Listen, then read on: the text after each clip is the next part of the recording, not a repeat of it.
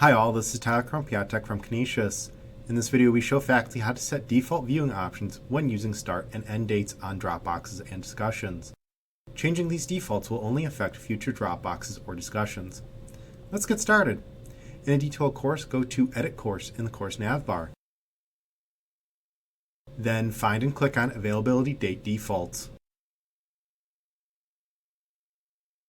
Here we have several options each for Dropbox start dates and end dates, as well as discussion start dates and end dates. Each option does close to the same thing, just the timing is a bit different from start date to end date. The first option, which is the default, is visible with access restricted. This means that students will be able to see the title of the Dropbox or discussion, but will not be able to access it.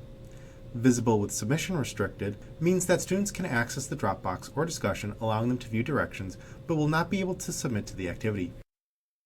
Hidden hides the activity from the student. When we are finished making our changes, click on Save in the lower left corner. If needed, we can also change the visibility options for individual Dropboxes and discussions.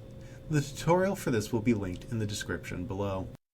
That's it for this video. If there are any questions or comments, please email us at helpdesk@canisius.edu. Thanks for watching and have a great day.